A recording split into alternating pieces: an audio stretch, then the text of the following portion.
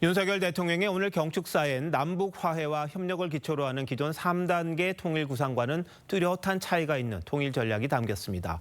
새 통일 비전과 전략은 어떻게 바뀌는 건지, 북한에 왜 대화를 제안했는지 고려대 남성욱 교수 모시고 자세히 좀 알아보도록 하겠습니다. 어서 오십시오. 안녕하십니까. 오늘 공개된 걸 8.15 독트린이라고 이렇게 명명을 했는데요. 우리 정부가 지난 30년간은 민족 공동체 통일 방안 아니었습니까? 좀 다른 겁니까? 네, 94년도에 김영삼 정부 시절에 여야 합의로 민족 공동체 통일 방안이 나왔고요. 네. 30년이 되는 해가 올해입니다.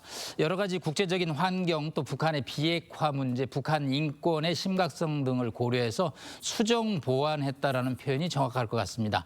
일단 기본적으로 민족 공동체 통일 방안을 토대로 하면서 337 전략으로 북한의 변화를 유도하고 북한 주민들의 인권을 개선하는 그런 방식으로 오늘 통일 독트린이 발표되었습니다. 337 전략이라면 어떻게 봐야 될까요? 일단 3은 비전입니다. 아주 강하고 자유와 혁신이 있는 나라. 네. 그리고 이제 세 가지 전략은 자유주의 이념을 강조하고요.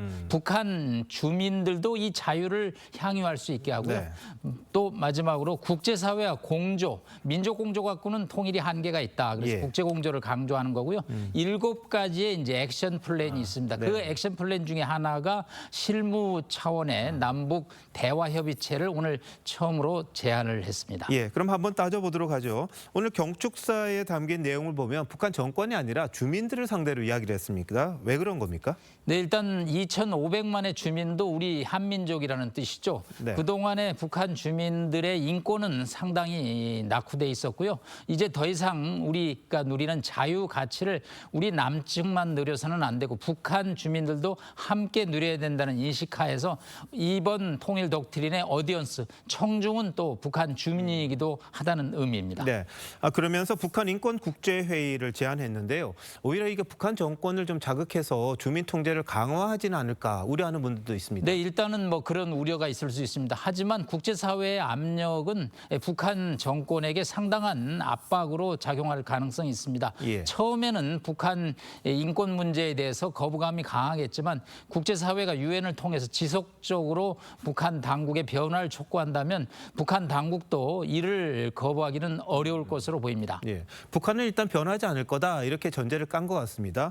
그런데 북한 당국에 그럼 대화를 제안했는데 뭐 실무적인 대화 협의체 가능하겠습니까? 네, 뭐 북한 정권이 당장 호응을 하기는 어려울 것으로 보입니다. 다만 윤석열 정부 출범 2년 4개월 만에 뭐 정상회담, 장관급 회담은 아니지만 실무 차원에서 남북 대화를 제의함으로써 김정은 정권도 남측과의 대화 필요성에 대해서 상당 부분 인식을 할 것입니다. 그런 차원에서 우리 윤석열 정부가 대화를 제의했기 때문에 북한 입장에서 다양한 계산을 하고 아마 11월 미국 대선이 이제 끝나면 혹시 뭐 미국 대화가 이루어지면 남북 대화도 그거에 맞춰서 개최될 가능성을 배제할 수 없습니다. 자, 그래서 오늘 정부가 대화 협의체를 제안한 게 미 대선 이후에 뭐 미북 대화를 염두에 두고 미리 사전에 좀 자락을 깔았다 이렇게도 보던데. 네, 뭐 트럼프와 해리스의 지금 경쟁이 치열한데 예. 뭐 당연히 트럼프 후보가 당선된다면 미북 대화가 열릴 것으로 계산이 됩니다. 네.